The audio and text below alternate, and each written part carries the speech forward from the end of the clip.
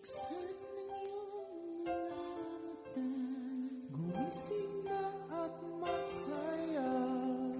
Kalimutan na ang problema, tayo na't magpuri kay Jesus. Buksan ang iyong mga mata, Gumising na at magsaya, kalimutan na ang problema. tayo na't magpuri sa Kanya.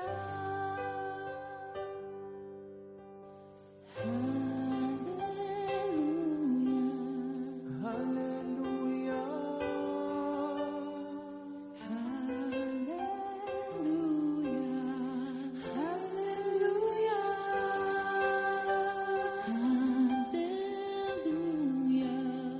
hallelujah. Hallelujah. Hallelujah.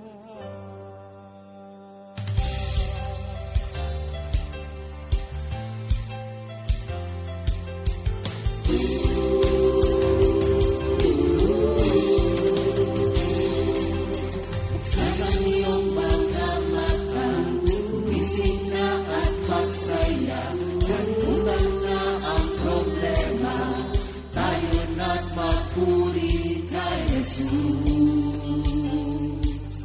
Buksan ang iyong mga mata, gumising na at magsaya. Kalimutan na ang problema, tayo na't magpuri sa Kanya.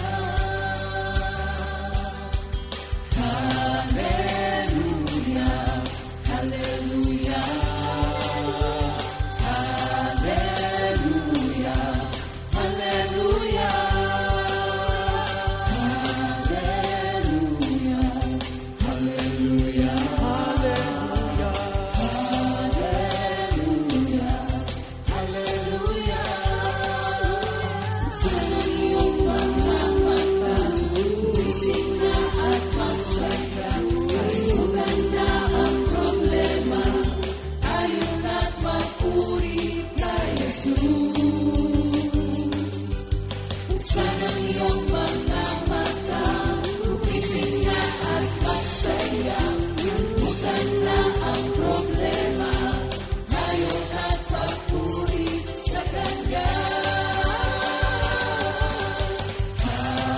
Hallelujah, hallelujah, hallelujah, hallelujah, hallelujah,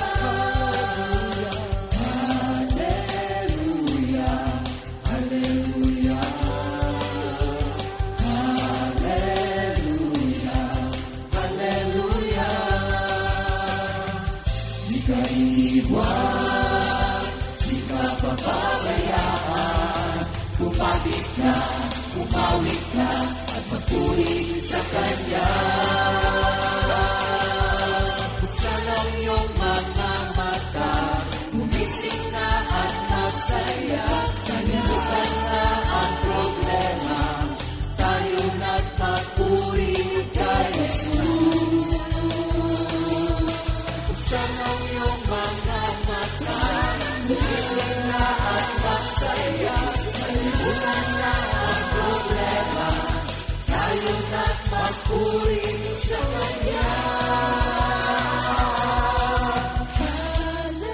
Hallelujah, hallelujah, Hallelujah. Hallelujah. hallelujah, hallelujah. Hallelujah. Hallelujah.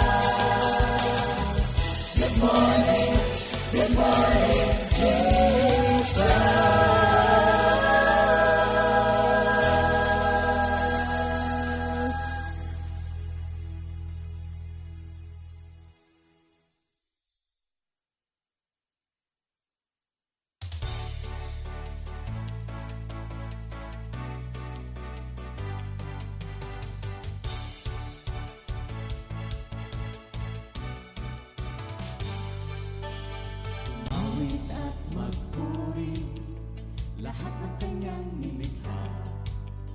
Ang buhay kong taglay, sa kanya nagmula.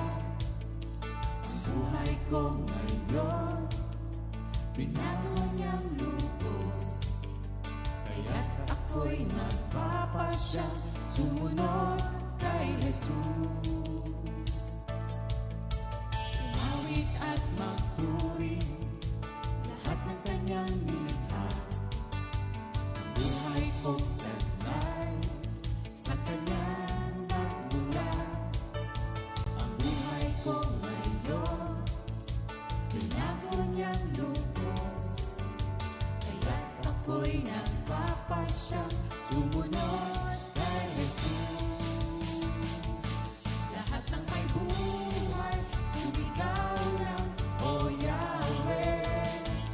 Lahat ng may buhay, dapat magsaya. Lahat ng may buhay, itaas ang kamay.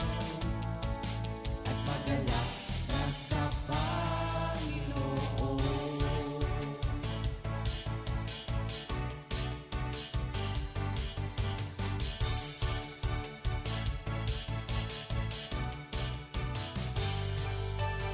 Tumawid at magpuri, lahat ng kanyang nilikha. Ang buhay kong taglay, sa kanya nagmula. Ang buhay ko ngayon, binago niyang lubos. Kaya't ako'y nagpapasya, sumunod kay Jesus. Lahat ng may buhay, sumigaw ng O Yahweh. Lahat ng may buhay, dapat magsaya. Lahat ng may buhay, itaas ang kamay. At magalak ka sa Panginoon. Ano man ang iyong kalagayan, ito ay batid ng Diyos. Kamangha-mangha ang kanyang mga gawa. O kay buti mo, Panginoon. Lahat ng may buhay, sumigaw ng O Yahweh. Lahat ng may buhay, dapat magsaya. Lahat ng may buhay, itaas ang kamay. At magalak ka sa Panginoon. Lahat ng may buhay, sumigaw ng O Yahweh. Lahat ng may buhay, dapat magsaya. Lahat ng may buhay, itaas ang kamay. At magalak ka sa Panginoon. At magalak ka sa Panginoon. At magalak ka sa Panginoon.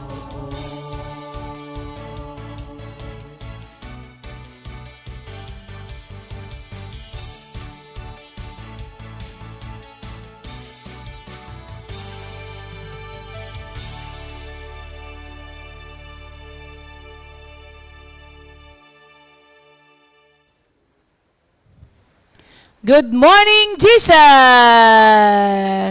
Magandang umaga sa mga early birds.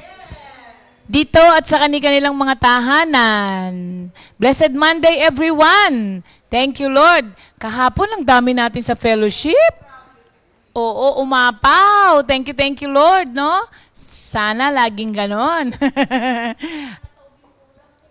Talaga ba? Kinabahan ako kahapon. Sabi ko, huy, kakasya ba yung pagkain? Sabi ko, lagi na lang ganun, huy, huwag muna kumain mga workers. Lagi na lang yung mga workers sa Huwag muna kumain yung mga workers, ha? Paunahin-una yun. Ang dami kasi natin. Pero, thank you, Lord, no? May nauwi pa nga yung iba, di ba? Thank you, Lord. Ano yung Beb? Ano?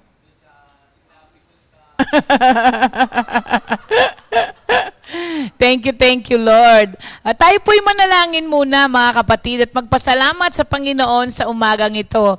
Lord, pinupuri ka po namin at pinapasalamatan sa napakagandang araw na binigay niyo po sa amin. Salamat po, Lord, at kaming lahat ay malalakas at masisigla. Handa na naman po, Lord, na makinig sa inyo, ng instruction po ninyo, at gawin kung ano man po ang pinagagawa niyo po sa amin. We pray also, Lord, para sa mga kapatid namin na nasa kanilang mga tahanan, yung mga bumabiyahe, yung iba po yung nasa kanilang mga trabaho, na kayo po ang mag-ingat at magpala sa kanila sa araw na ito. Lord, we acknowledge our nothingness, Lord, without you. Kaya sa iyo lang po kami umaasa. Kagaya po ng pag-asa po namin sa inyo sa oras na ito na kayo ang mangungusap at magtuturo sa aming lahat. Maraming salamat pong muli. In Jesus' name we pray. Amen. Thank you, Lord. Para po sa ating memory verse of the week. Wala pa. O sige. Bati muna tayo.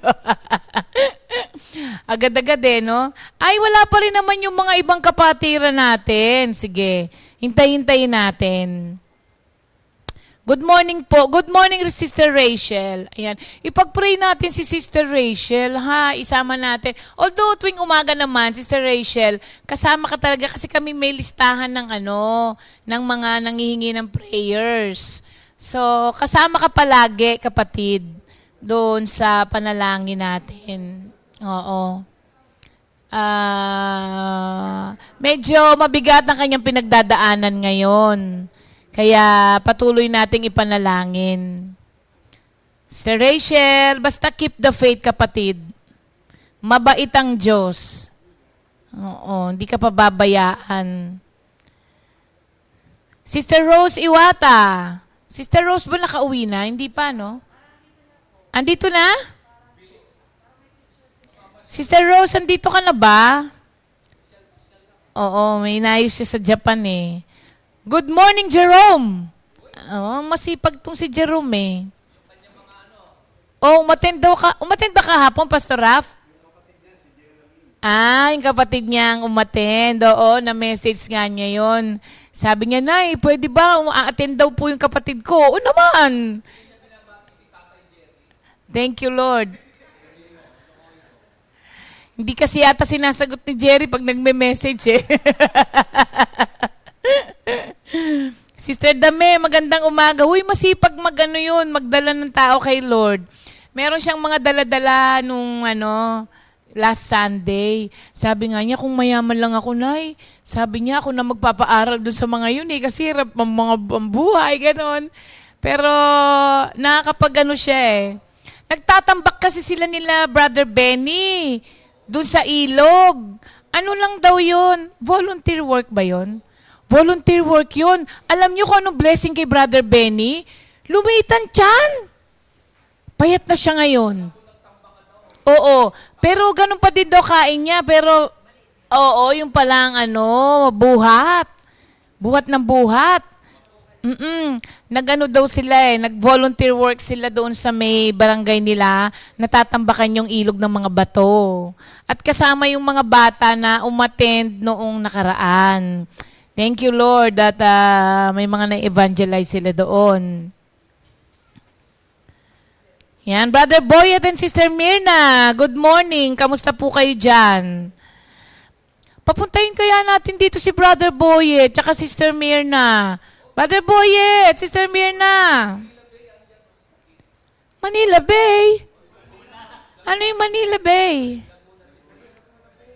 Tatawid sila ganon sa sa Laguna de Bay.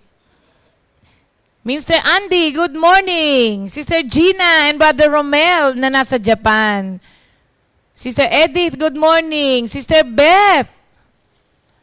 Sister Beth Hornilia. Alejandra. Si Nanay Alejandra. Si Nanay Alejandra ay 83 years old. 93. 93 years old, pero nag-outreach pa. Kaya kahapon, di ba sabi natin, Sister Ami, ano ka lang, kulang ka lang sa outreach. Yung si Nanay Alejandra, 93. Nakakarating kung saan-saan. Ayan, good morning, Jerlyn, Zara, and Julien. Oo, nabigay ba sa kanila yung kahapon? Thank you, Lord. Oo, kahapon.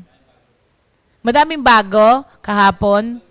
Babang luksa kasi, oo. Ni Brother Piding, Sister Josie, National. Brother Galo, kumusta ka na? Brother Jude Mangigad, sino? Oh, yung hala-hala group. Ang galing nga. Thank you, Lord. Oo. Si Sister Tess, buti okay na Sister Tess. Ha? Good morning, Sister Cecil. Good morning din sa lahat ng mga nasa palengke ng Kalumpit. Oo, laging nakikinig sila daw. Kalumpit, Bulacan. Magandang umaga po sa inyong lahat. Nawa po ay nagiging pagpapala ang salita ng Diyos sa inyo tuwing umaga. Pagpe-pray nyo, alam nyo ba, pag meron kaming mga pinupuntahan, sabi nila, eto nga po matumal. Naku, pagpe-pray mo lang palagi na si Lord magpadala ng ng mga bibili. Oo. Alam niyo, pinapakinggan ko yung pagka nagre-review ako kapag merong, parang ang taas-taas nga ng boses ko, no? Paano ba bababaan?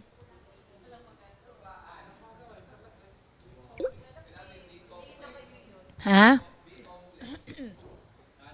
Ano ka mo? Sobra sa B-complex? Sino ang gagayahin ko? Magandang umaga po kay Mami Juice. Paano ba nga magbaba ng boses? Ha? Ano po nai-excite kasi ko.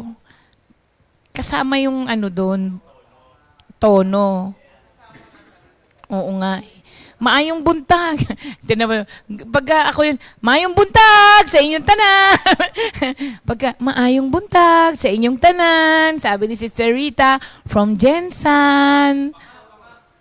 Mama Linda Alcance, good morning. Brother Don and Sister Babes. Sister Ami, good morning po sa inyong lahat.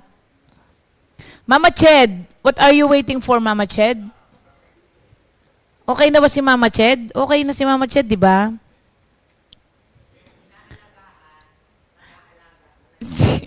Magaling na ba si Manay Lolit? Nagkasakit din Yung nagbabantay, nag-aalaga sa kanya, nagkasakit. So, yung inaalagaan, ang siya munang nag-alaga sa nag-aalaga. Oo, magkapatid.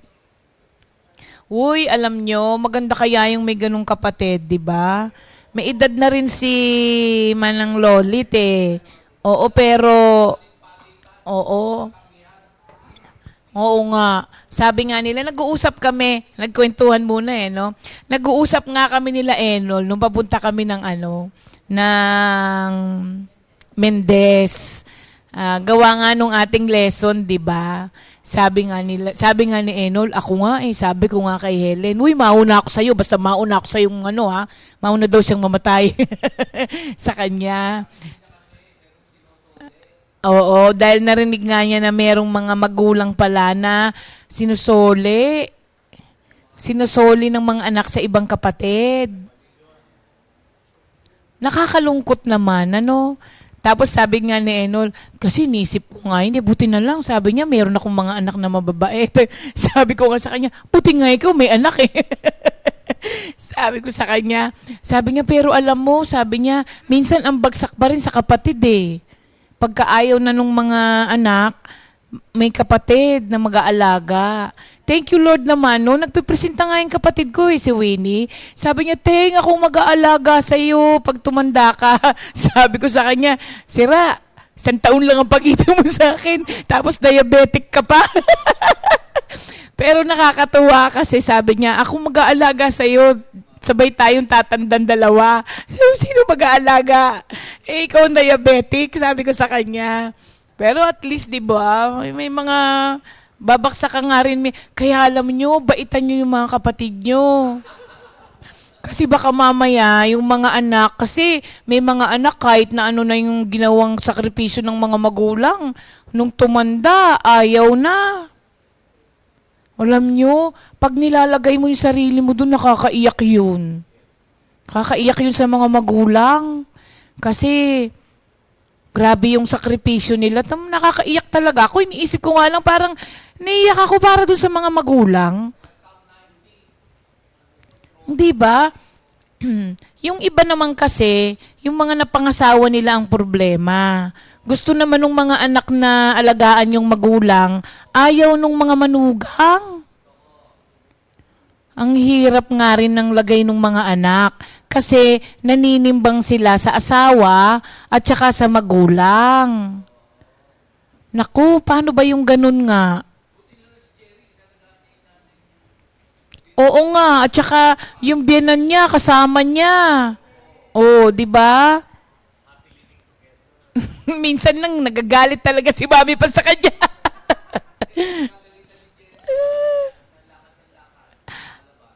Alagaan niyo yung mga magulang niyo, mga kapatid. Kasi what you sow, you reap. Kaya kung kayo yung mga anak na nagsusole sa mga magulang at saka yung kung san-san nyo na lang po inilalagak yung mga magulang, pagdating ng araw, ganyan din ang gagawin sa inyo. Sabi nyo, grabe ka, Sister Ria. Sabi ng Biblia, what you sow, you reap, mga kapatid. Kung ano yung tinanim, siyang aanihin. Tamo, napunta tayo tuloy doon. Ha?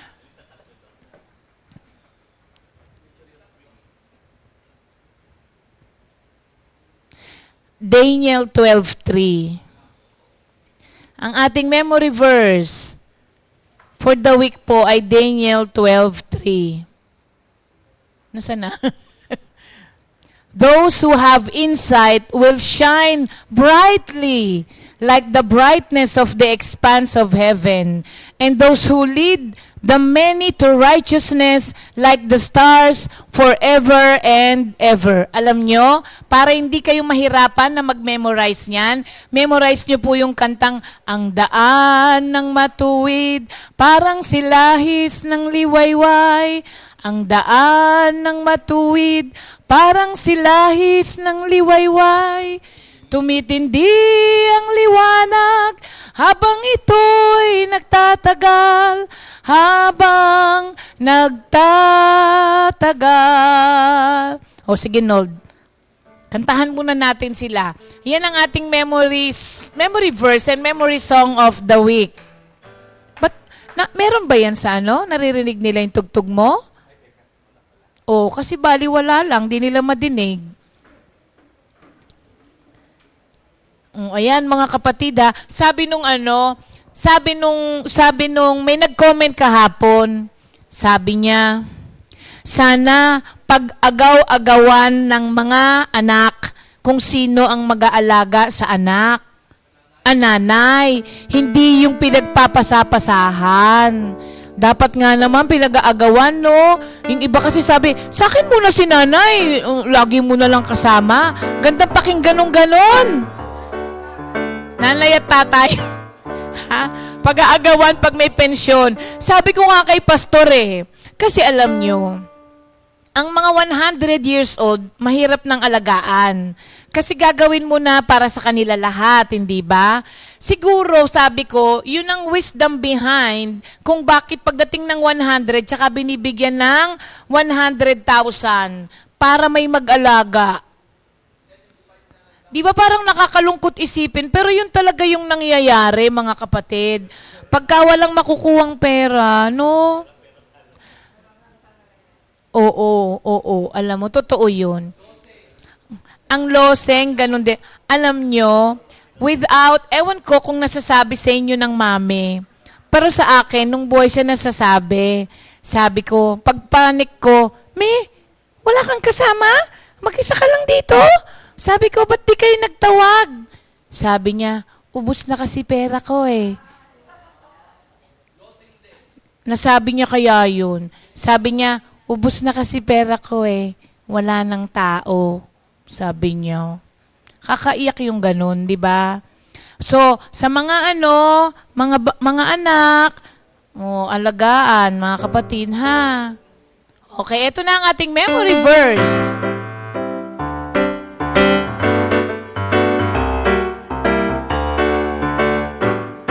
Ang daan ng matuwid, parang silahis ng liwayway.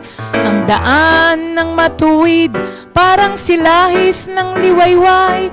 Tumitindi ang liwanag habang ito'y nagtatagal. Habang nagtatagal. Wala si Louie ba dyan? Okay. Kasi si Sister Fe, walang Ang daan ng matuwid, parang silahis ng liwayway. Ang daan ng matuwid, parang silahis. Tumitindi ang liwanag habang ito'y nagtatagal. Habang nagtatagal. Yan. Gusto nyo po bang tumindi ang inyong liwanag habang nagtatagal? Ang sabi, magdala. Magdala ng kaluluwa para sa Panginoon. Baka sabihin naman nila, multo yan. Hindi. Magdala ng mga tao papunta kay Lord.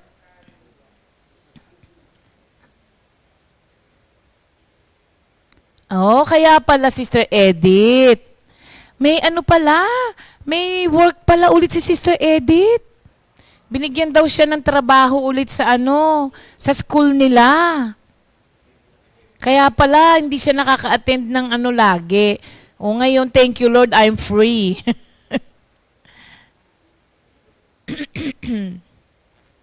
You're welcome sa inyong tatlo. Ayan. Si Bong ay nasa kitchen. Good morning, Bong.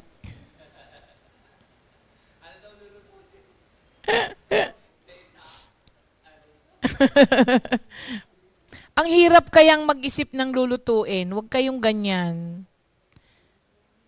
Good morning, Ara. Ba si Ara?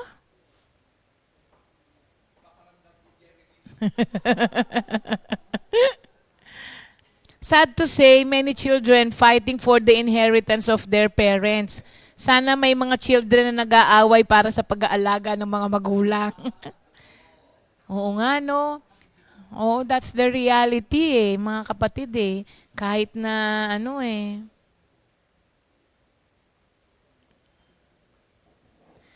Opo, Sister Nora, nakakaiyak po talaga.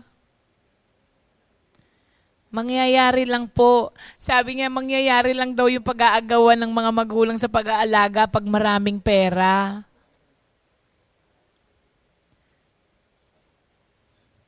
Oo, no? Sister Ree, sa akin, ako po talagang nag-aalaga sa nanay. Kasi 2 na lang kaming magkapatid, lalaki yung bunso. Kaya ako po ang mag-aalaga sa nanay ko.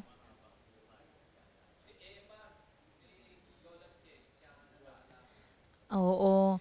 Thank you, Lord, no? Pinagpala yung mga... Oo, si Sister Telma, hindi lang nanay niya inalagaan niya. Asawa, kapatid, anak. Oo.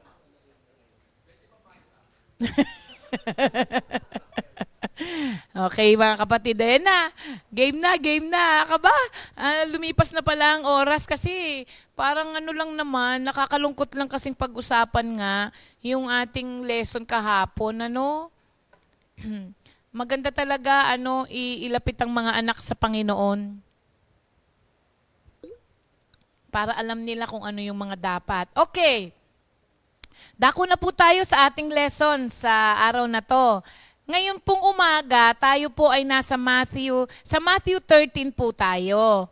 24 to 30 and 36 to 43. Magkahiwalay pa ito kasi hiniwalay ng Diyos ang explanation niya dito eh. Siguro Tagalog muna. Sa Tagalog ko basahin. Sa parable po tayo of the wheat and tares. Talinhaga tungkol sa mga damo sa triguhan. Nagsalaysay muli si Jesus sa kanila ng isa pang talinhaga. Sinabi niya, ang kaharian ng langit ay katulad ng isang taong naghasik ng mabuting binhi sa kanyang bukid. Isang gabi, habang natutulog ang mga tao, dumating ang kanyang kaaway. Naghasik ng mapanirang damo sa triguhan at saka umalis. Nang tumubo at magbunga ang trigo, lumitaw din ang mapanirang damo. Kaya't pumunta ang mga utusan sa may-ari ng bukid at nagtanong, hindi po ba mabuting binhi lamang ang inihasik ninyo sa inyong bukid? Bakit po may damo ngayon? Sumagot siya, isang kaaway ang may kagagawan nito. Tinanong siya ng mga utusan, bubunutin po ba namin ang mga damo?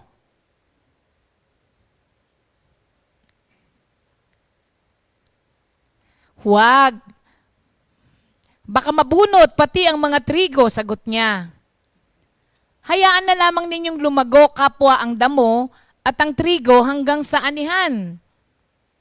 Pag-aani, sasabihin ko sa mga tagapag-ani, ipunin muna ninyo ang mga damo at inyong pagbigkis-bigkisin at saka sunugin. Pagkatapos, ipunin naman ninyo ang trigo sa aking kamalig. Dito po tayo ngayon sa verses 36 naman. Pagkatapos iniwan ni Jesus ang mga tao at pumasok siya sa bahay. Lumapit ang kanyang mga alagad at sinabi sa kanya, ipaliwanag nga po ninyo sa amin ang talinhaga tungkol sa mapanirang damong tumubo sa bukid. Sumagot si Jesus, ang naghahasik ng mabubuting binhi ay ang anak ng tao. Ang bukid ay ang daigdig. Ang mabuting binhi ay ang mga taong kabilang sa kaharian at ang mapanirang damo naman ay ang mga kabilang sa masama. Ang kaaway na naghasik ng damo ay walang iba kundi ang dyablo. Ang panahon ng pag-aani ay ang katapusan ng daigdig. At ang mga tagapag-ani naman ay ang mga anghel. Kung paanong ang mga damo ay tinitipon at sinusunog, ganon din ang mangyayari sa katapusan ng daigdig. Ipag-uutos ng anak ng tao sa kanyang mga anghel na tipunin nila mula sa kanyang kaharian ang lahat ng nagiging sanhi ng pagkakasala at ang lahat ng gumagawa ng masama. Iahagis nila ang mga ito sa lumalagablab na pugon. At doon ay mananangis sila at mangangalit ang kanilang mga ngipin. Ngunit ang mga gumagawa ng matuwid ay magliliwanag na parang araw sa kaharian ng kanilang Ama. Makinig ang may pandinig. O, di ba? Pasok pa rin yung ating memory verse dito, mga kapatid. Ito pong, ako po ay mga 39 years in the ministry.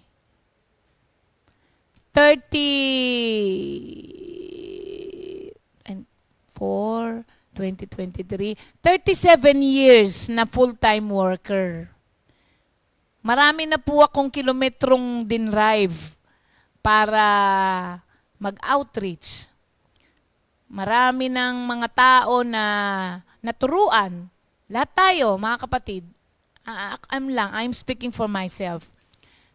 Tapos, marami na ring mga tao na nakasama sa ministry na isang araw, ikinagulat mo na lang, wala na. Nawala na. No. Pero, kasama mo noon na nag-outreach. Yung mga iba naman, regular, uma-attend ng prayer meeting na hinahandle mo. Tapos, biglang wala na. Yung iba namatay na. Pero yung mga nabubuhay naman, wala na sa gawain. Hindi ba? So, itong parable of the wheat and tares na ito, mga kapatid, somehow will enlighten us kung bakit merong mga tao na kasama mo, tapos biglang nawawala. Hindi namamatay kung hindi nawawala. Merong mga iba naman nagwawala. May mga nawawala, may mga nagwawala. So, ito pong parable of the wheat and tares, ay nakalimutan kong ifo-forward ko sa iyo, Jam, yung picture po ng, tignan po ninyo mga kapatid ha, at magagamit natin ito mamaya. Isesend ko lang po sandali kay Jam, Nakalimutan ko sa kadaldalan ko. Ito po ang,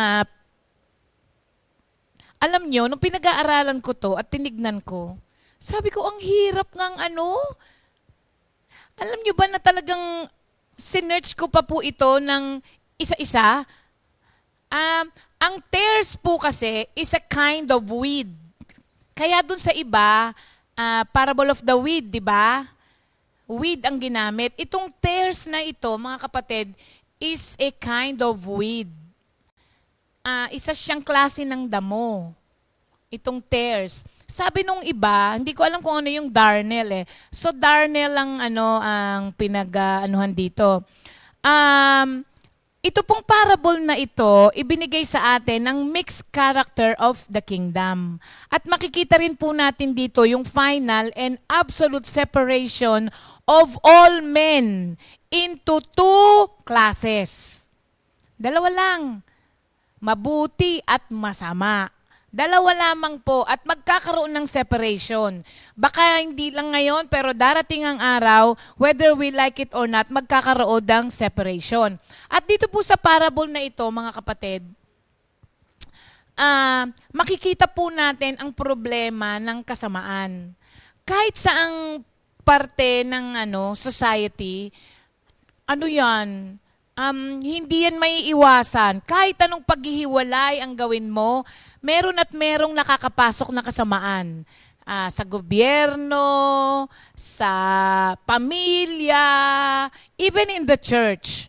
Meron talagang nagkikreep in na kasamaan dyan. Kasi kahit na ano pong pag-iingat ang gawin mo, yung mga seeds of corruption, talagang nakakapasok Nakakapasok talaga. At hindi lang nakakapasok, lumalaki pa nakasabay ng mga mabubuti. Kaya, wag na po kayong magtaka kung bakit minsan, di ba sabi, ano ba nangyayari sa mundo natin? Ang totoo at ang mga counterfeit po are forever with us. You see? Maski nga sa mga gamit, may mga counterfeit, di ba? Merong mga naglilisensya, may mga gumagaya. Hindi talagang napapasukan ng ganyan Parang na po yan, parang interwoven na po yan sa human society na hindi na talaga matatanggal. Now, sa parable of the sower, na pag-aralan na natin, ang sower doon ay yung mga naghahayo ng salita ng Diyos. 'Di ba? Iisang binhi ang hinasik doon sa parable of the sower. Tapos, iisang field lamang din ang pinaghagisan. Pero kung mapapansin po ninyo, again, pwede mo rin ihambing dito. Iisang field lamang ang pinaghagisan.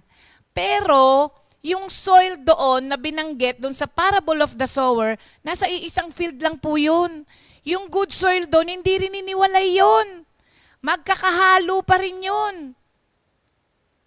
So, isa lamang ang hinagis doon na seed.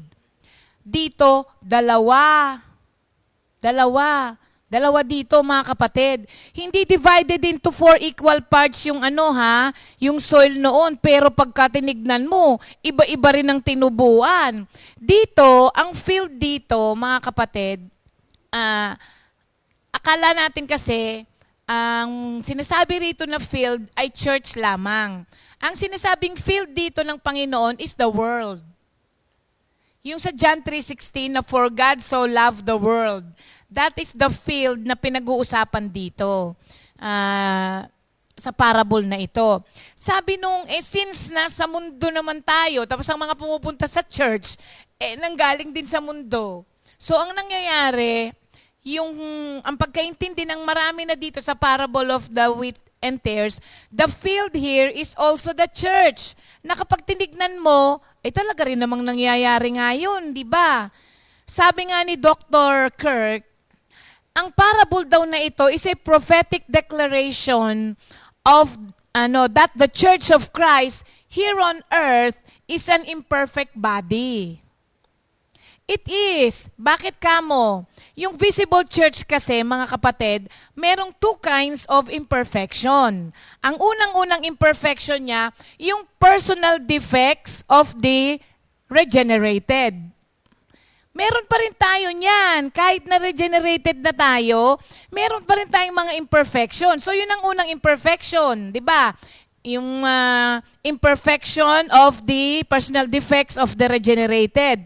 Tapos, ang pangalawang imperfection ng church dito sa lupa is the membership of the unregenerated people. Dalawa. Una, yung personal defect ng mga regenerated. Ito yung mga taong tinawag ng Panginoon, pero may mga kahinaan pa rin tayo. Ang pangalawang imperfection ng church dito sa mundo yung maraming mga nagme-member sa church, pero hindi naman nagbabago yung buhay. Unregenerated. Membership of the unregenerated ones. So yun po ang ang imperfection ng church dito. So maski ang simbahan ng Diyos, maski ang church dito sa lupa, ay napapasukan din ng mga ganyan. Hindi po tayo exempted. Kaya nga hindi ba minsan, nag-iingat tayo. Dapat nga ang church dito sa lupa, hindi nag-iingat sa mga umaattend kasi everybody is welcome. Pero ano nangyari sa atin before? Di ba?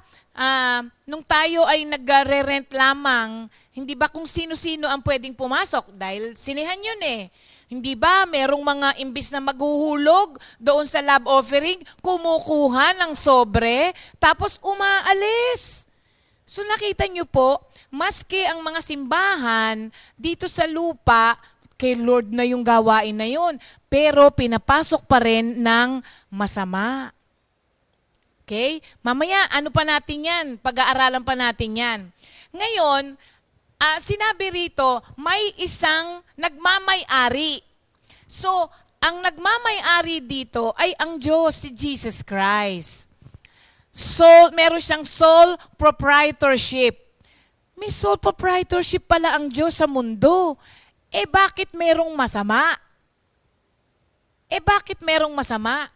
Sabi nung iba, inalaw ba yan ng Diyos?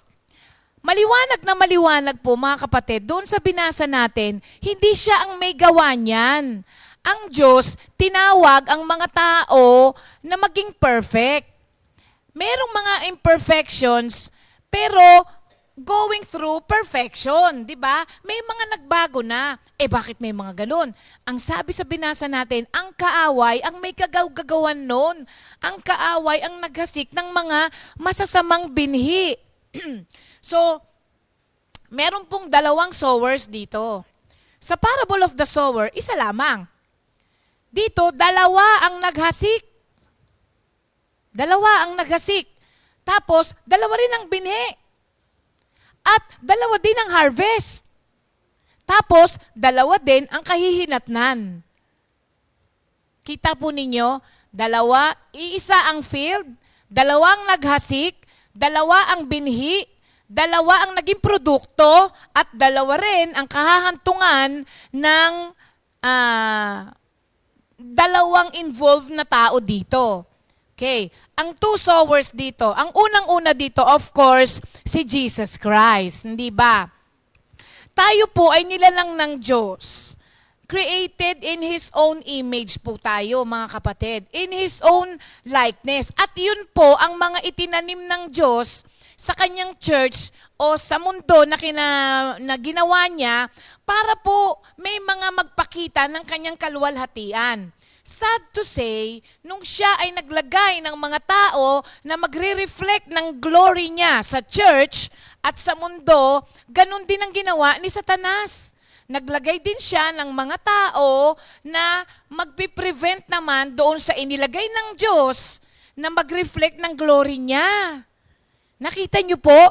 So, ang pangalawang sower dito is the devil. Na wala pong ginawa ito kung hindi, ano yung i-oppose sa Tagalog? Salungatin ang lahat ng mga bagay na ginagawa ng Diyos. He is the liar, the one who is against all that is true, high, and noble. Lahat ng mga kabutihan, lahat ng mga kagandahan, lahat kabaligtaran ang ginagawa po ng kaaway na ito. Kung mapapansin ninyo, itong kaaway na ito ay naghasik sa hindi niya bukid. Hindi niya pag-aari, pero doon siya nag-so ng mga binhi. Nung unang panahon, mga kapatid, kapag ka ikaw daw po ay merong kaaway, na galit ka, at gusto mo talagang makaganti sa kanya, ganun ang gawin mo. Maghasik ka daw ng mga binhi sa kanilang taniman. And that is a sign of revenge. Kaya, kung kayo ay galit kay Mama Ched, halimbawa lang, dun sa garden niya, hindi ba nagtampo yung si Mama Ched dati? Nabagsakan ng mga pinutol na sanga. Sinong nagputol na sanga? No, kanino siya nagalit? Nagtampo siya kasi nalaglag ang mga sanga sa mga halaman niya. Pero hindi naman yung sinasadya. Hindi yung kagaya ng sinasabi dito, o unintentional. Pero noong mga panahon na yun, yan daw po a sign of disrespect and a sign of revenge. Kasi alam nyo kung bakit? Kapag ka po daw ay hinasikan mo na yan ng mga ibang binhi, napakahirap na tanggalin yan. It takes years. Bago daw po yan mawala. Kasi kahit na yung unang usbong ay matanggal mo na, syempre yung umusbong na yun, may mga binhi na nalaglag ulit dun sa kanilang lupa, sa susunod na pagtatanim mo, meron na naman yan. Kaya kung tutusin, masyadong perwisyo ang pwedeng gawin ng mga kaaway na naghahasik ng binhi sa hindi nila bukid. Di ba? Nagkaroon ba kayo ng idea kung paano kayo makakaganti doon sa mga taong nagagalitan nyo? Kaso, ang mangyayari, matutulad ka doon sa isang sower dito. Ang isang sower dito ay ang dyablo. O di, kung gusto mong matulad, di maghasik ka rin bilang paghihiganti. Di ba? Yun ang ginawa niya, mga kapatid. Tignan mo ha, hindi niya yun pag-aari. Pero naghasik siya doon. Makikita mo yung kalokohan at saka katusuhan ng kaaway dito, mga kapatid, na habang natutulog, ang mga nagbabantay, tsaka siya nagtanim. Alam nyo, hindi nyo po pwede itong ibintang sa mga nagbabantay. Kasi, sa gabi natutulog ang mga field workers. Siyempre, pagod na sila sa umaga eh. Natural lamang po yun na matulog sila sa gabi. Ulitin ko, natutulog sa gabi. Hindi sa umaga. Ang daming tulog. Sabihin mo, huy, ano ka ba?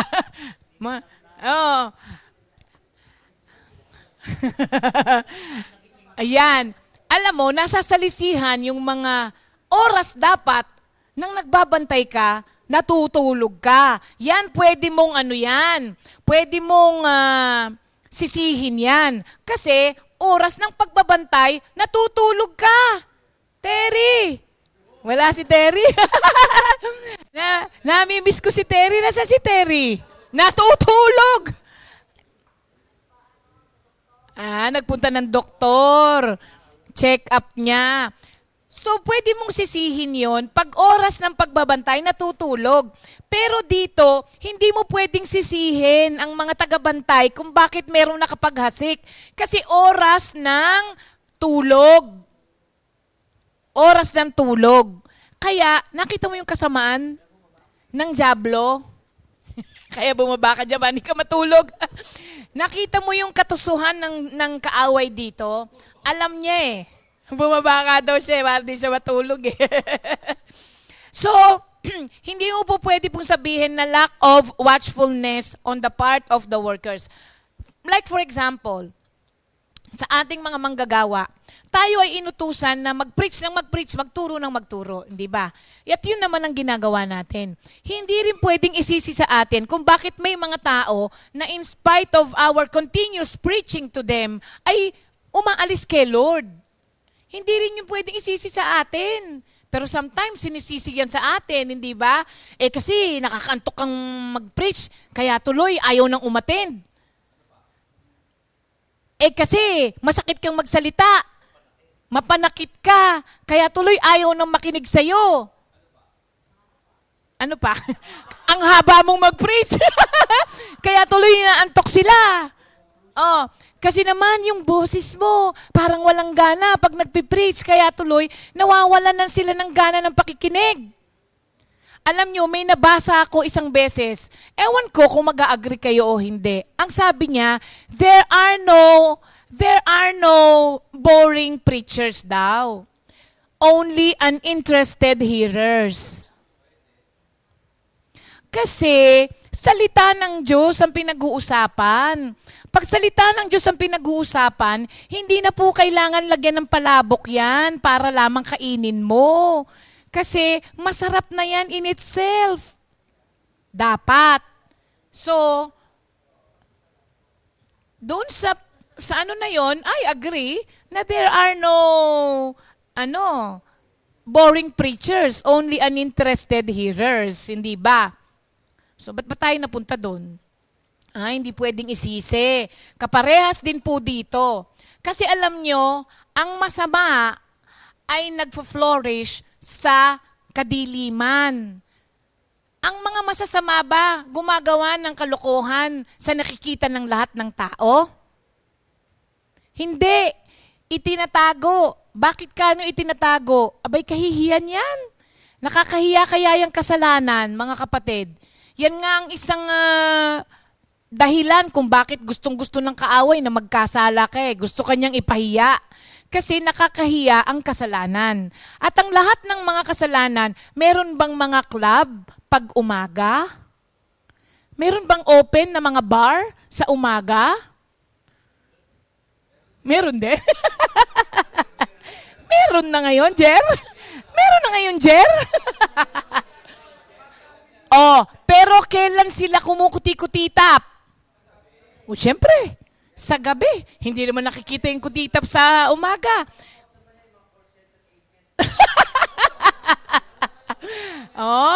Nag-ano na pala? Nag-evolve na pala, mga kapatid.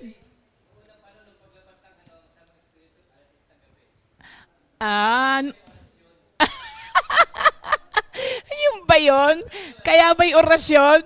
Dahil pagkapagabi na, paumpisa na ng kasamaan. Ganon pong trumabaho ang kaaway. Palihim. Sikreto. Palihim. Yung walang tinatago. Ganyan ang kasalanan mga kapatid. Di ba? Ang mga marites ba, nagchichismis sa harap nung pinag-uusapan? Hindi ba? Hindi. Sabi nila, umalis ka na kasi pagkukwentuhan ka na namin. Biruan, hindi ba? ang kasamaan, laging sa sikreto yan. Laging sa kadiliman. Ganon din ang dyablo. Kasi siya yung father of all crimes, mga kapatid. Kaya sa gabi at in secret, kung kailan natutulog ang karamihan, tsaka naman siya tumatrabaho.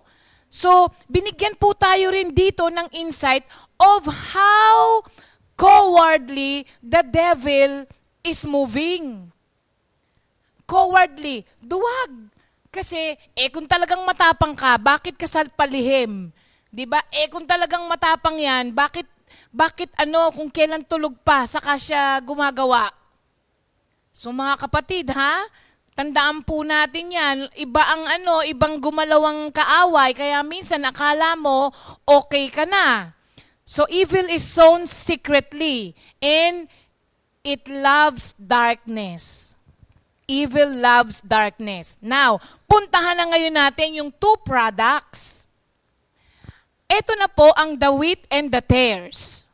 Sige nga, Sister Jam, pakita mo nga. Huwag yung may pangalan muna. Oo. Diyan. Alin dyan ang wheat, alin dyan ang tares? Isa pa, yung isa pang picture. Wala. May pangalan na rin ba yon? Dalawa na ba? Dalawa ba yung may pangalan? O alin dyan?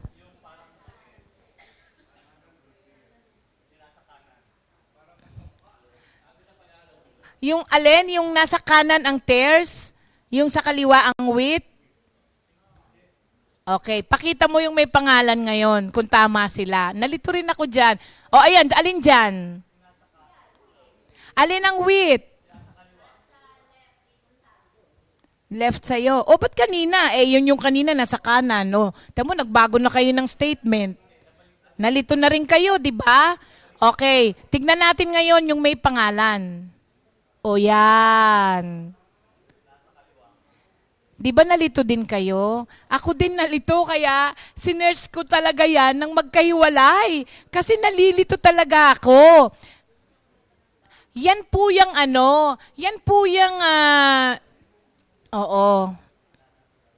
dalawang product yan, mga kapatid.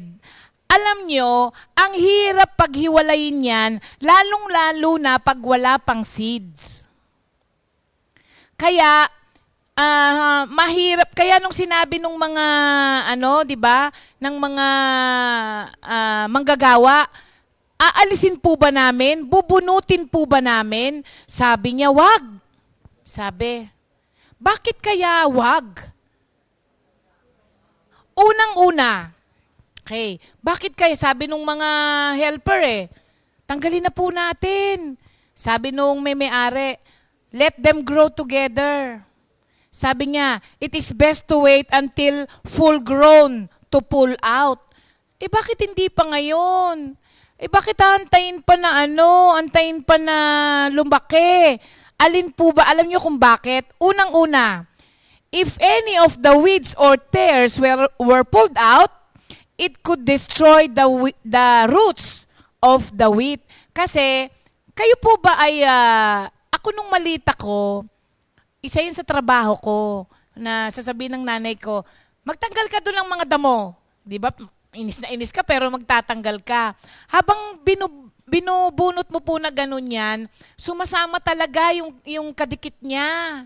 Kasi nga, iisa yung lupa Pag binunot mo na ganun, may sumasama. So, ang sinabi ng may-ari, wag mong bunutin. Baka masama yung wheat. Meron po kasi na pumapasok sa church na minsan mga magkakaibigan, matalik na magkaibigan. Kaya alam nyo, dito pa lang sa lupa, nagkakaroon na rin ng separation di ba? Pagka umayaw yung isa kahit gustong-gusto niya, sumasama din. Oo, tapos sasabihin ng iba, alam mo, gusto ko naman talaga dyan sa inyo kaya lang nahihiya ako sa kanya kaya umalis na rin ako. So minsan, pag pinull out mo rin talaga, may mga sumasama. Pangalawa, Kung bakit hindi po pwedeng i-pull out agad. Sabi no may-ari, wag. Alam niyo po, pati yung pinaka-closest. Sige, pakita mo yung isang yan na sinabi mo. Nakita niyo yan, mga kapatid? Yan. Yan. Kahit natitigan mong mabuti, di ba, even the closest scrutiny will often fail to detect kung alin dyan. Tignan mo, oh. Parang parehas lang, hindi ba? Oo. At alam nyo, yung mga non-farmers lalo, yung hindi sanay, lalo na nilang hindi ma-differentiate talaga dyan, mga kapatid. So, hindi talaga makikita agad yung difference ng tares and wheat when they are less developed. Ngayon, bakit malalaman natin mamaya kung bakit sabi nung may-ari, hayaan mo munang mag-grow. Pagdating ng harvest time, sabi niya, tsaka natin bubunutin. Okay? Si Satan kasi, ang kanyang subtle working, ang method niya is opposition by imitation. Yan ang sinasabi dyan. Maraming mga tao ang naluloko nung mga wheat. Kagaya dito, maluloko tayo eh. Di ba sabi natin kanina, yung nasa kaliwa. Tapos nung pinakita ulit yung isang hindi, yung nasa kanan. Nalilito tayo eh. Lalo na hindi tayo sanay sa mga damo-damo, malilito ka. So, dito, yan ang method ni Satan. Opposition by imitation. Marami ang nagpe-praise the Lord kasama natin. Kumakanta sila, nagpe-praise sila, mga kapatid. Sumasama sila sa churches.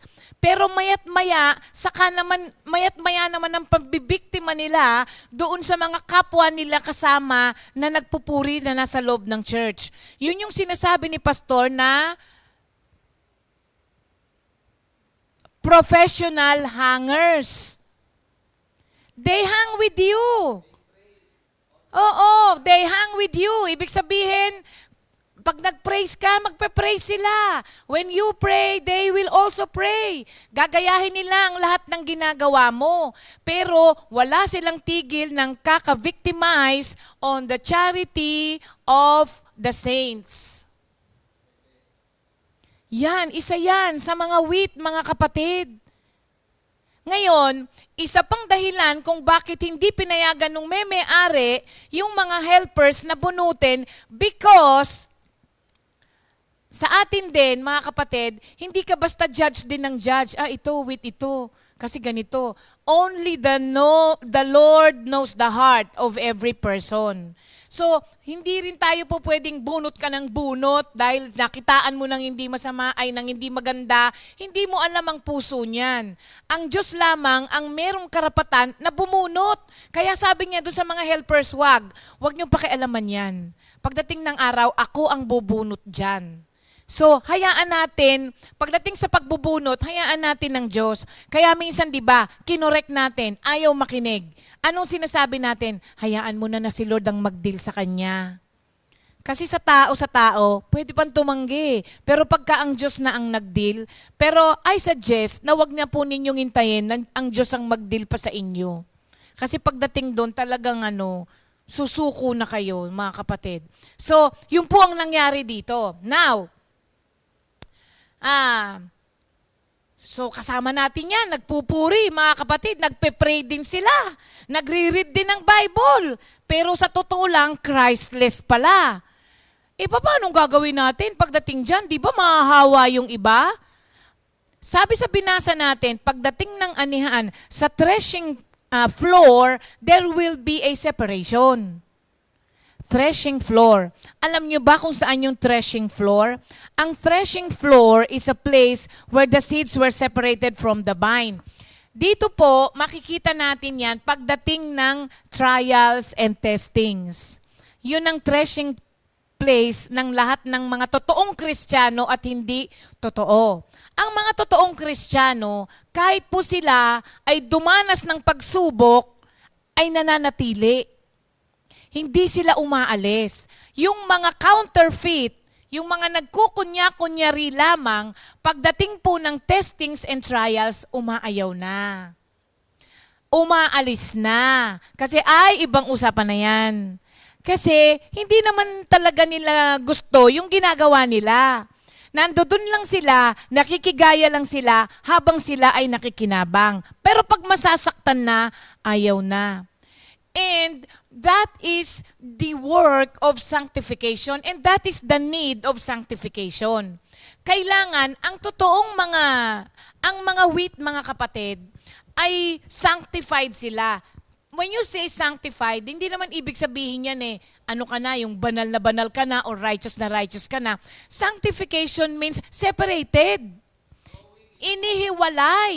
Inihiwalay ka, separated for the master's use. At kapag ikaw ay hiniwalay for the master's use, that is when you start growing in holiness. Pero ang sanctification ay yung paghihiwalay pa lamang. Hihiwalay. Yun ang threshing place, mga kapatid. Ano ba yung threshing? Doon binabayo. Tama ba ako? Ano yung Ha? Ginigiik? Giikat ba yon yung threshing? Oo nga. Oo. Kasi di ba parang nililigis yan? Sa probinsya, ang threshing place ng iba, yung paa mo Oo, kasi naranasan ko, gumaya-gaya ako. Ayun, pag uwi ko, napalo ako ng nanay ko kasi sugat-sugat ang paa ko. Hindi ko alam na ang mga naggaganon pala, kaya ginagawa makakapal na pala yung paa. Pero pag niligis mo pala, sa probinsya kasi ganun yun, gaganunin mo yung palay sa paa mo para humiwalay. Traditional way ba yon? Yung iba yung ginaganon. Oo, binabayo. Pero sa probinsya mga kapatid. So yun yung threshing place. Sa atin ngayon, sa mga Kristiyano, ang threshing place po natin, hihiwalay yung totoong Kristiyano at hindi sa pamamagitan ng mga pagsubok sa buhay. Kung ikaw ay totoong Kristiyano, alam mo kung ba't ka dumaranas ng ganyan. At kung ikaw ay totoong Kristiyano, sa hirap at ginhawa, hindi mo iiwanan ng Diyos. Kasi may sinumpaan ka, may commitment ka sa Diyos. Para rin po yan sa asawa. Sa hirap at ginhawa, kamatayan lamang ang makapaghihiwalay sa atin. Dapat ganun po. Commitment po kasi yan, mga kapatid. Commitment po kasi yan. Para sa mga non-Christians, that is a painful time kapag dumaranas na ng mga pagsubok at aayaw na po yan.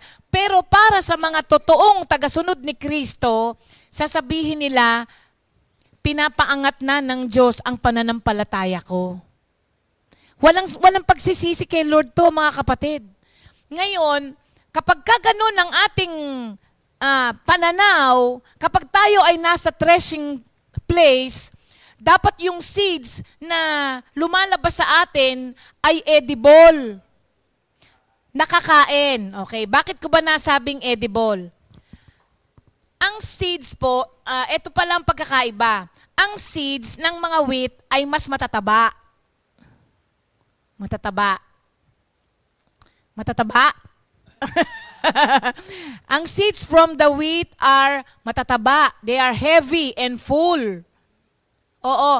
At pag full grown na ang wheat and tares, makikita mo na. Kasi yung bunga nung wheat or tares, manipis. Kasi walang laman sa loob. Meron pero kukunti lamang. Pero yung wheat, punong-puno yan sa loob, mga kapatid. Kaya siya mataba. Kaya naman, ang mga wheat, pag full grown na, nagbe-bend sila. Kasi mabigat yung bunga nila. Kaya nagbe-bend sila na ganon. So, ang isang totoong Kristiyano, makikita mo kapag mature na, ang totoong Kristiyano, nagbe-bend. The more na nagmamature siya, the more na nagiging mataba ang fruit of the Holy Spirit sa kanya, saka siya bumebend. Saka siya nagiging humble. Ang tares, pagka namunga, ay tuwid na tuwid. Prideful, boastful. Bakit? Kasi walang laman yung kanyang lalagyan ng seeds. Kaya, alam na alam mo po, kapag ka ang isang Kristiyano ay nagmamature, ano na siya, kumakalma na. Kumakalma na. Hindi na nawawala na yung pride. 'Di ba? Kumakalma na siya. Pero ang isang Kristiyano, hindi Kristiyano, ang isang inalintulad sa tares ay ang tagal-tagal na, ay tuwid na tuwid pa kapag ka naglakad. Tuwid na tuwid, ibig sabihin, napaka-prideful pa and boastful. Ang tagal-tagal na kay Lord, maagawan lamang ng silya, galit na. Ang tagal-tagal na kay Lord, hindi lang siya nabate nung go round. Kamusta ka, kapatid? Hindi lamang naabot yung kamay, galit na. Tapos, hindi lamang napuntahan, galit na. Isang beses mo lang di mapuntahan, sasabihin sa'yo, ang yabang-yabang mo na, di ka na bumibisita sa akin. Nako. So alam na alam, nakikita po natin pala ang wheat and tares sa bunga. Tapos alam nyo ba, na itong darnel, yung pinakita ni Jam na yun, nakita nyo meron din siyang bunga? Yung seed nun, pagka kinain mo, mga kapatid, nagkokos siya ng pagkahilo at pagsusuka. Naghilo at pagsusuka. Kuya Ernie, baka nakakain ka ng yung seed ng tares, pag kinain mo, yung seed ng wheat, pag kinain mo, mabubusog ka, masasarapan ka, masasatisfy ka. Pero itong seed ng tares, pag kinain mo, masusuka ka, mahihilo ka, magbe-vertigo ka. Magbe-vertigo ka. So yun po ang poisonous. Poisonous. Kaya, ano ang tinuturo sa atin dito? Be careful mga kapatid kung sino ang hinahayaan mong mag-feed sa spirit mo. Baka mamaya, masok ka at mahilo ka. Kayo po ba ay nakaranas na ng nakipag-usap sa isang tao? Nung naghiwalay kayo, sumakit ang ulo nyo? Bakit? Poisonous kasi ang lahat ng ipinasa sa'yo.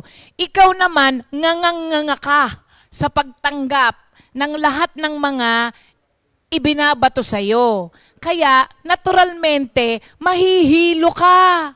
Kasi, poisonous yung ibinuga sa'yo nung kausap mo. So, be careful, mga kapatid, kung kanino ka tumatanggap ng pwede mong i-feed sa soul mo. Maraming counterfeit. Tuturuan ka pa ng kung ano-ano. Tuturuan ka ng mga payo, papayuhan ka ng mga opinion lamang nila pero wala sa salita ng Diyos. Kaya be careful, mga kapatid. Merong mga nagsasabi nga na ganito, kaya be careful, sabi ko sa inyo. Sabi nila, okay lang, wag kang mag-tights. Wala namang sinabi sa Bible na pag di ka nag-tights, mapupunta ka sa impyerno eh. Pagka tinignan mo, wala nga naman. 'Di ba? Pero, ang sabi ng Biblia, mag-ikapo ka. Ibigay mo ng buong buo ang iyong ikapo. So, pag tinignan mo, ang galing no? Ang galing. Wala naman sa Biblia yun, na mapupunta ka sa impyerno pag di ka nag-tights. Kaya okay lang yan. Paano yung sinabi ng Diyos na ibigay mo ng buong buo?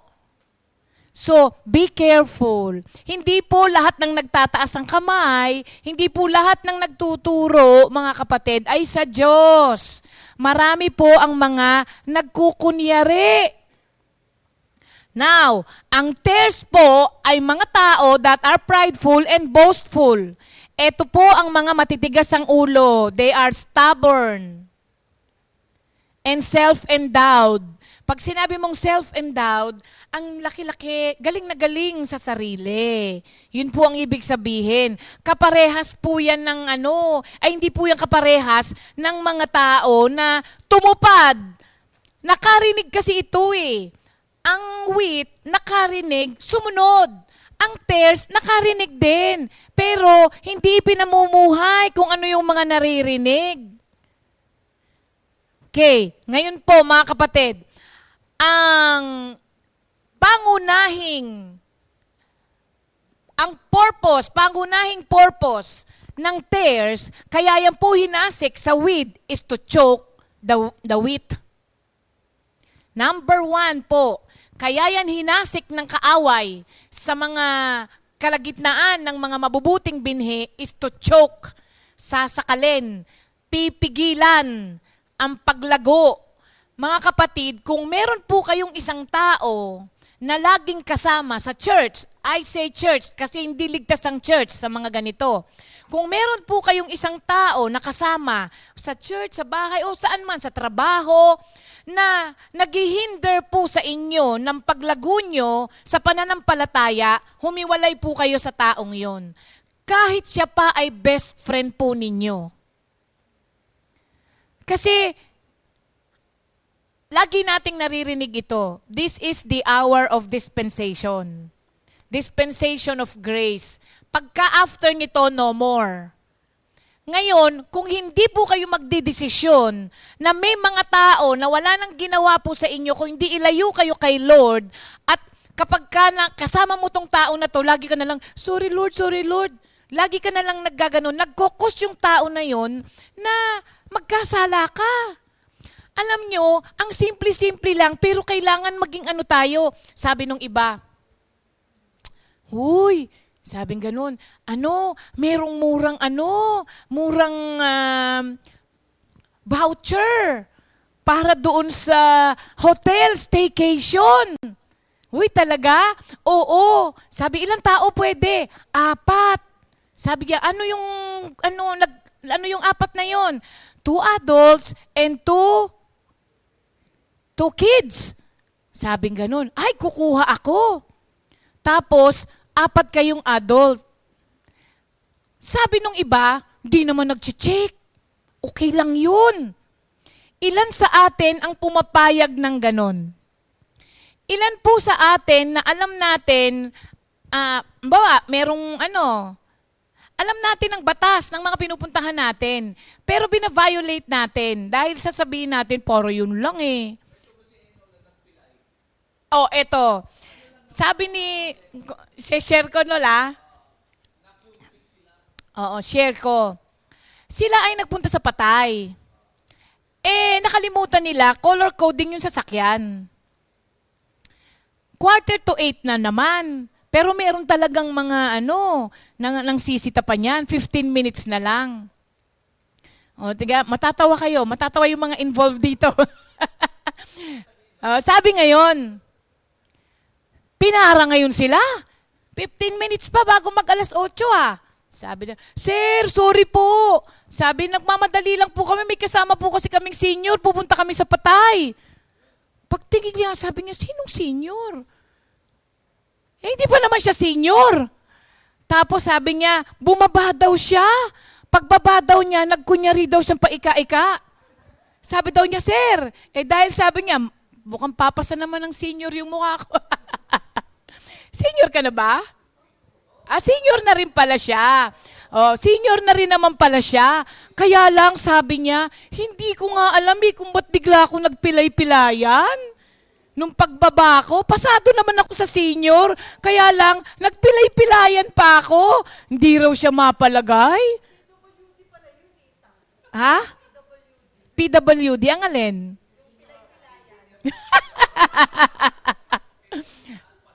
Pinaalpas sila, pero hindi sila pinaalpas ng konsensya nila. Nagsorry na ba kayo? Pinaiwan daw si Enol para yung mga maliliit lang na bagay na yan, mga kapatid, maging conscious tayo. Promise. Kasi sayang naman yung mga naaalpasan ninyong malalaking kasalanan, pero dun sa mga maliliit, pumapahayag tayo. Wag nating i-categorize yun. Kasi yung maliit na yon, kaparehas din yun ng malaki. Kasalanan pa rin yun. Pero ilan sa atin ang pumapayag? Ha? Wala nang ganon. Wala nang mga venial sin. Oo, walang mga ganon. Ang kasalanan ay kasalanan. Oo, mga kapatid, huwag na tayong pumayag sa mga ganun. Minsan nakakatawa, di ba? Pero, ang alin?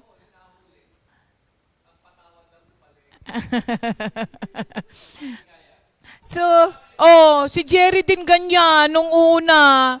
Sabi ni Minister Jerry, nahuli siya. Tapos sabi niya, Sir, emergency po. May kasama po akong senior, dadalhin ko sa ospital. Sabing ganon. Di ba sabi mo, dadalhin sa ospital? Tulog ang mami. Ang mami, pagka natutulog, pag masarap ang tulog ng mami, ngayon, tapos parang umiiwala yung pustiso, di ba? Nakita nung pulis, nakaganon ng mami. Sige. Sabi niya, bilisan mo na. Sabing ganon.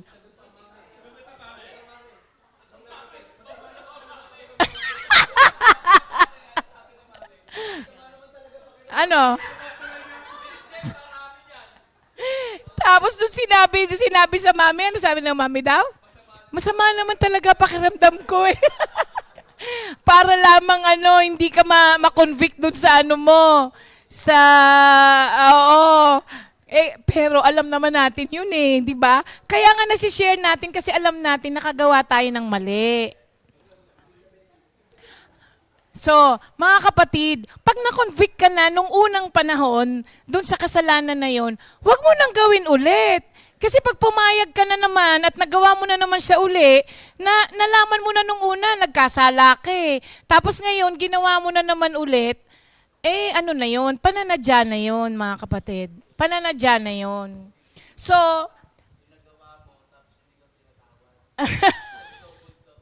oo mabuti na lang kung kay Lord yan, nagpapatawad. Kung sa tao yan, di ka na rin talaga papatawarin.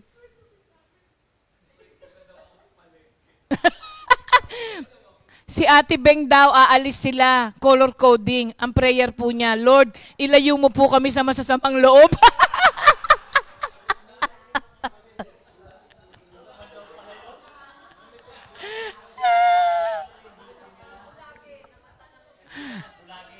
Oo nga. Alam nyo, humingi na lang po kayo ng tawad, mga kapatid. Pinapatawad naman Ngayon, pagka ayaw ka talagang patawarin, sasabihin, sige po sir, tikitan nyo na lang po ako. Humingi ako ng tawad. Kasi kumaliwa ako, galing kaming Dusit. May kaliwaan naman talaga doon, di ba? Doon sa may Pasay Road. Inalis pala yon. Ngayon, hindi na ngayon. Nakakakaliwa na ulit doon. Noon din ganun nakakakaliwa. Tapos tinanggal yon. Kumaliwa ako. Pinara ngayon ako. Sabi niya, Ma'am, bawal po dito, sir. Kailan pa po? Sabi ko, lagi po akong kumakaliwa dito. Sabi niya, Ma'am, one way na po ngayon to. Sabi niya, lisensya niyo po. Sabi ko, sir, patawarin mo na lang ako. Sabi niya, lisensya niyo muna, ma'am. Sabi ko, ayoko, sir. Sabi niya, bigay mo muna sa akin lisensya mo, ma'am. Ayoko nga, sir. Patawarin mo na lang ako. Huwag mo nang kunin yung lisensya ko. Sabi ko, nakaganon yung kamay niya doon sa may bintana. Lisensya mo muna, ma'am. Sabi niya, inawakan ko sa kamay. Ayoko nga, sir. Sabi ko sa kanya, ayoko nga, wag mo nang kunin. Patawarin mo na lang ako. Alam mo, natawa na lang siya sa akin. Sabi niya, sige na. Pinaalis na lang. Tama na, beb. Tama na.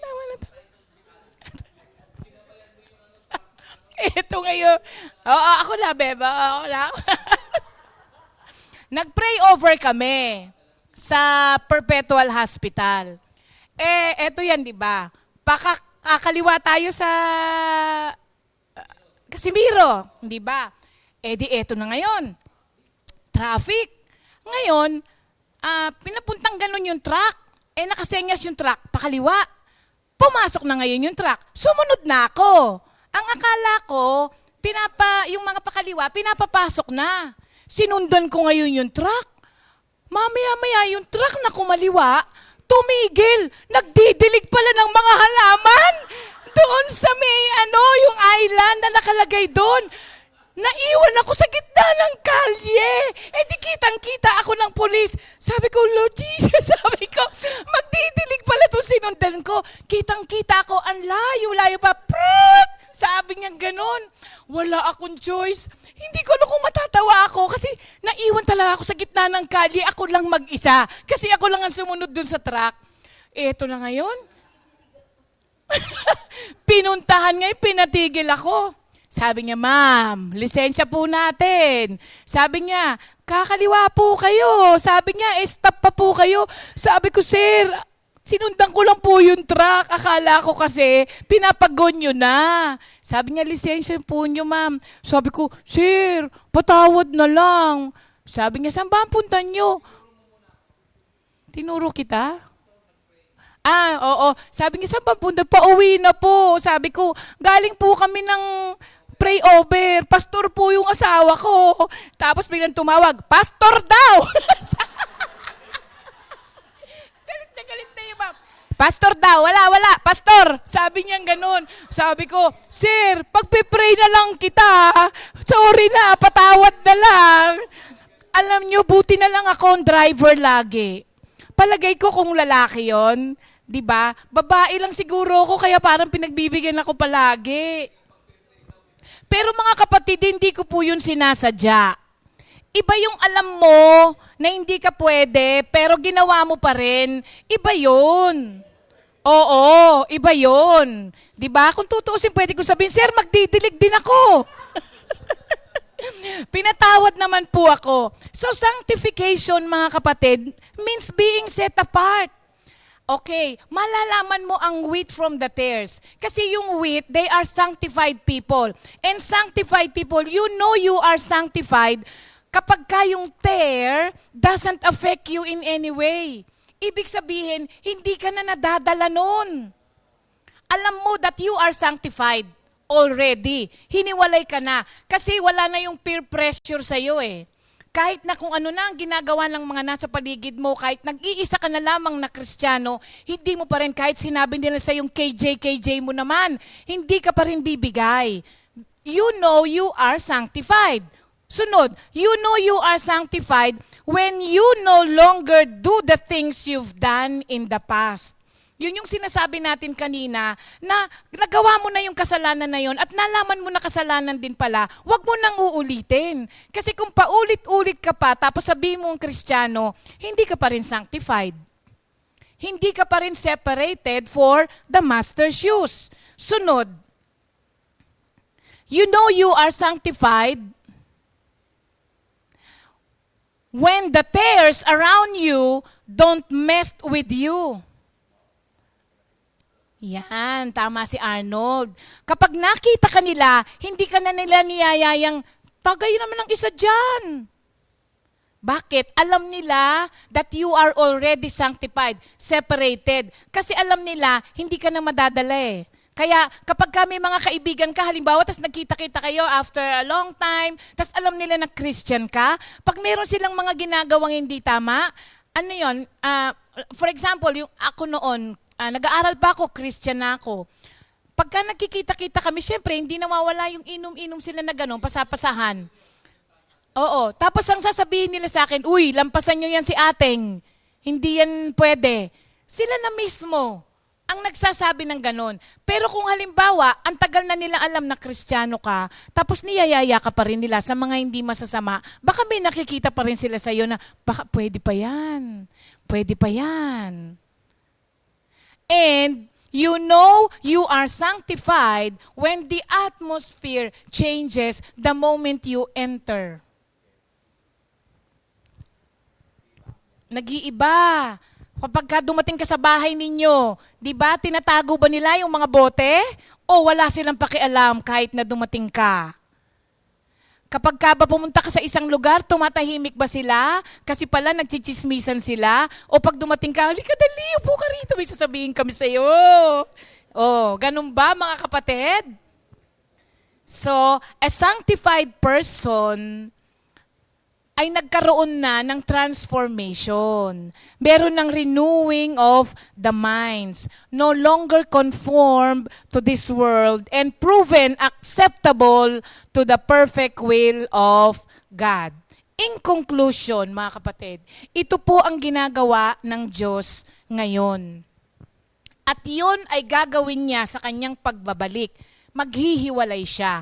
Huwag kang mag-alala kung sa mga panahon ngayon, naiinis ka na sa kasamaan sa mundo. Huwag kang mag-alala kapatid. Darating ang araw, ang lahat ng masasama ay may kalalagyan. At ang lahat ng sumusunod kay Kristo ay may napakagandang kalalagyan din. Sabi ko nga kanina, this is the last dispensation of God's grace and mercy.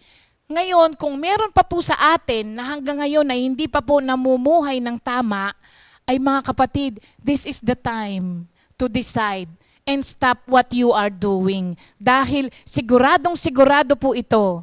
You better get it right, mga kapatid. You better stop what you are doing right now. Dahil pag inabutan po tayo ng pagbabalik ng Diyos, na ganyan pa rin ang ating ginagawa, may kalalagyan po tayo. I am not just speaking to the people of the world. I am speaking also to the people who are in the church pero hanggang ngayon ay Christless pa rin po. May kalalagyan po tayong lahat. At ang sabi doon, ang kalalagyan natin ay yung susunugin ka at magngangalit ang... Bakit nagngangalit ang ipin? Sa sobrang hirap, sa sobrang hirap ng daranasin mo. Ikaw ba naman, kapatid, yun lang mahawakan mo yung kaldero mo na mainit. Yung napaso mo, pumipintig, di ba? Kahit na kanina ka pa napaso, mararamdaman mo pumipintig, tapos lolobo pa yan. Papaano na po yung walang katapusang apoy? Ay talagang, ewan ko kung may matitira pa sa ipin mong magngalit. Baka malaglag na rin. So, binibigyan pa tayo ng pagkakataon ng Panginoon. Now is the time to stop what we are doing na hindi tama and start doing the will of God. Thank you, Lord. Yan.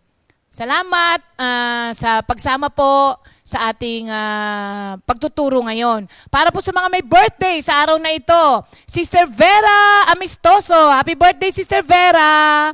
Sister Fiona Tatlong Maria. Brother Mateo Galarpe. Kuya Matt, birthday mo pala. Sister Lea Columbres, Brother J.M. Vizcara, Brother Gary 14, at belated kay Sister Mave Lalog ng ating Bulaknin.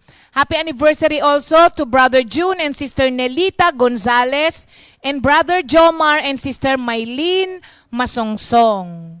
Happy birthday and happy anniversary, mga kapatid.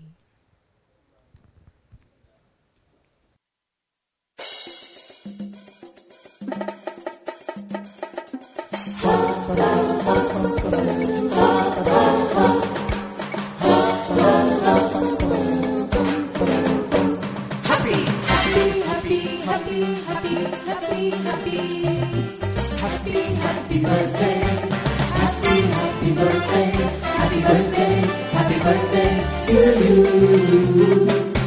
Happy anniversary, happy anniversary, happy anniversary. Happy anniversary. May the good Lord bless you, may the Lord's light shine upon you. Happy anniversary to you. Happy birthday to you.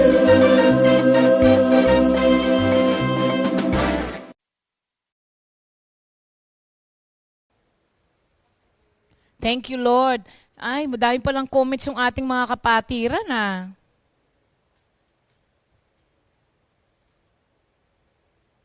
Tignan natin. Yung iba nandun pa rin sa mga magulang, eh.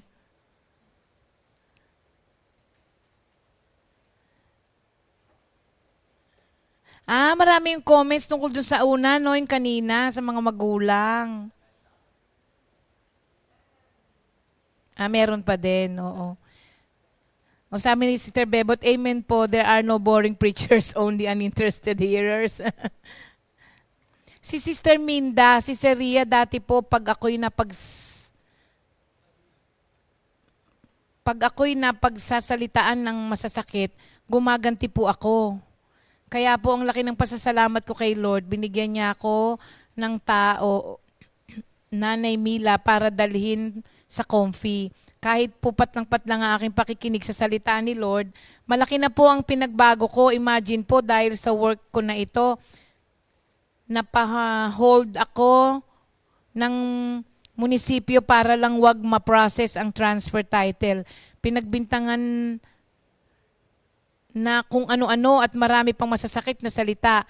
Pero dahil po sa ako'y unti-unti na sa Panginoon, patuloy nakikinig ng salita ni Lord, kaya po naging matatag na po ako. And always pray. Thank you, Lord. Yan, lagi yan si Sister Minda. May natutulog ba dyan? Tama. Mahirap daw ma-distinguish magkamukha kanina.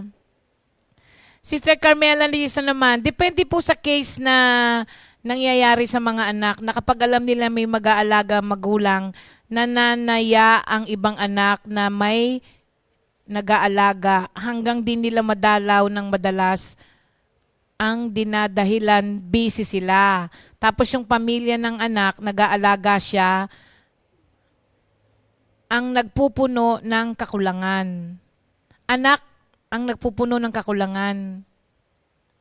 Inilalabas para kumain sa labas, pinapasyal, at isa pa, isinasama sa mga lakad na pwede siyang isama, na dapat mismong mga ibang anak yung gumagawa para sa magulang. Tapos po, yung pong anak, nag-aalaga siya.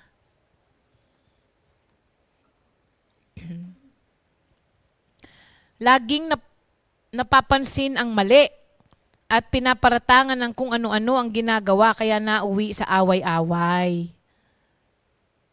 Ang gusto lang naman ng anak na nag-aalaga, mabigyan ng kaligayahan ng magulang habang iilan na ang araw sa mundo. Ngayon, ang nangyayari po, iniwan na at nagalit sa ibang mga kapatid. At sabi nung anak na nag-aalaga, na gumagawa ng lahat, siya pa yung lumalabas na pasama. Wala nang naitulong sa magulang, siya pa nga ang nagpuno ng kakulangan ng mga kapatid.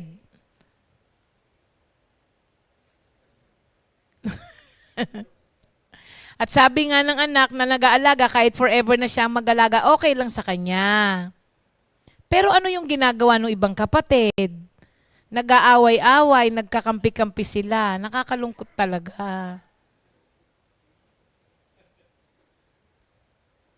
Sabi ni Sister Minda rin, yes po, tama. Kahit milyon pa ang magiging blessing kung hindi na tama, humiwalay na. Kasi baka kalimutan ng tuluyan si Lord. Oo nga. Tama. Sabi ni Farah, the devil doesn't need to threaten us to keep us away from God or His plans for us. He just have to distract us. Tama. Hello, Sister Vicky!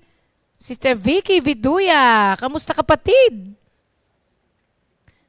Sister Ree, my question, why do we make excuses or create stories than say what is true to save face? Oo. At saka minsan alam naman kasi nating nakakahiya yung ginawa natin. Kaya hindi tayo nahiya nung ginawa, pero nahiya tayo nung pagsasabihin. That we'd rather do what is wrong than be embarrassed. Oo nga. How would we be encouraged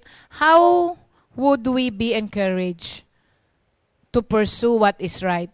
Especially kapag nasa crossroad tayo of this situation. Babalik ka rin talaga sa Word of God. Tama ka rin naman. Actually, pride ang nagpe-prevent sa atin para i-accept natin yung kamalian natin eh. Kasi parang nakakahiya, dapat alam mo na, tapos ginawa mo pa din. Tama ka, saving face. Kaya nga 'di ba, sabi natin kanina, ang pagkakaiba ng wheat and tares, yung wheat bumabali. Habang nagmamature, habang nagbumunga sa spirit, yumuyuko. Oo, nagiging humble. Sabi ni Brother Darwin, Sister Ri, kakabook ko lang po ng staycation. I hope mag-enjoy tayo sa staycation. Gusto ko nga rin sana yon, pero nung nalaman ko, sabi ko, ay hindi, magpaalam muna tayo sa manager. Pag sinabi ng manager, okay, pwede, then go ahead. 'Di ba? Pero pagka sinabing magbayad na lang. May dagdag lang. Imaginein mo, kapatid, yung konting dagdag na yon. Kumpara mo doon sa bagabag ng damdamin mo, tapos alam mo na lang, mag-i-enjoy ka pa ba kaya nun, Tata Fred, no? Parang mag-i-enjoy pa kaya kayo nun? Ha? May takot ka talaga baka mahuli. Sasabihin na, bilisan mo, huwag kayong magpapahalata, dala-dalawa lang munang pasok. Pasok lahat sa kwarto, baka makita tayo. Oo, tapos pag merong mga kakatok, hindi ba merong mga ganyan na meme sa Facebook? Nakakatawa yan. Ang dami nila. Lang yun, ginawa talaga yun kasi nangyayari talaga. Ang dami nila sa hotel. Tapos biglang may kumatok. Pagkatok, yung isa pumunta sa ilalim ng kama, yung isa pumasok sa banyo, yung isa pumasok sa loob ng cabinet. Oo, tapos pag pinasok, yes, sabi na, we're just checking because the neighbors are hearing other people saying, wala naman sabi niya, come in. Nasa ilalim pa na ng kama, nasa cabinet, nasa ganon. Gusto niyo ba ng ganon, mga kapatid? May kakatok lang. Biglang, takot na takot ka na? Tapos sabi, pag pumasok tayo, huwag tayong magsabay ha. Mauna muna yung dalawa, tapos susunod na lang yung dalawa. Nakakatawa, pero ginagawa natin yan, mga kapatid. Okay? Tama na. Late na. Alam na natin yan, mga kapatid. Pag alam nating mali, huwag na nating gawin. For those who have a YouTube account, pwede na po kayong pumunta sa ating YouTube and search for @Comfy Media 4713.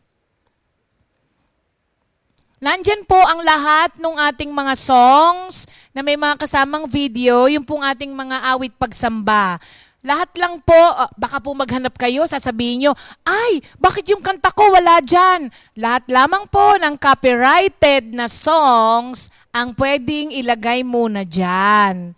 So, pwede na po kayong hindi pumunta sa ating FB page, pwede na kayong dumiretso sa YouTube, mga kapatid. At magwawakas po ako sa ating repeat new song. Ang gagawin po natin ngayon dahil sa sobrang dami na po nating new songs, ako nga hindi ko na rin maalala yung ibang new songs, babalikan muna po natin yung mga new songs na nagawa po natin para familiarize po tayo. And every now and then, magsisingit po tayo ng mga new songs talaga. So, ang ating pong repeat new song for the week, siya ang Diyos ng ating buhay, composed by Sister Joanne Vizcara. God bless you all, mga kapatid. See you again tomorrow.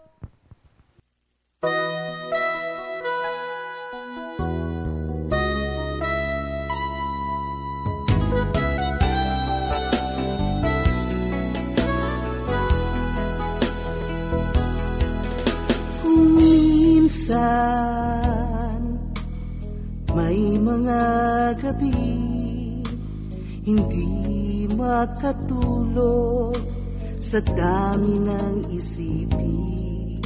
Kung minsan,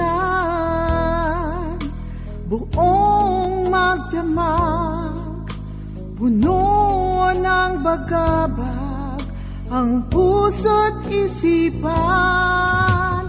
Nababatid mo ba kay Jesus may pag-asa?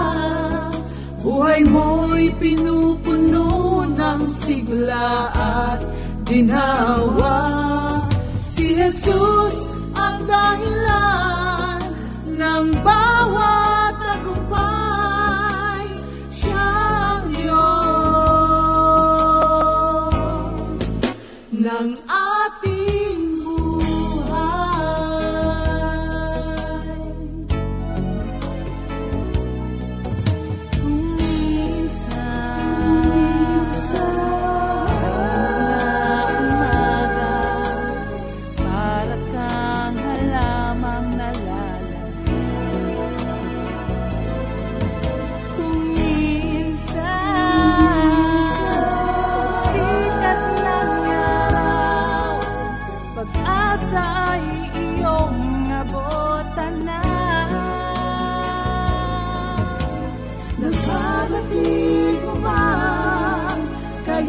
Jesus may pag-asa, buhay mo'y pinupuno ng sigla at ginhawa.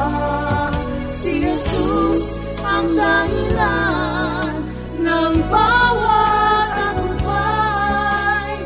Siyang Diyos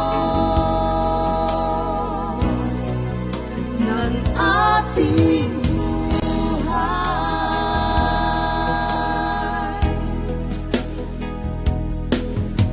Maging sa kala mo, kaya mo ang lahat.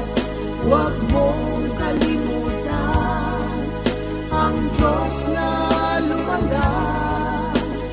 Siya ang daan, buhay at katotohanan. Nag-iisa siyang Diyos ng ating buhay.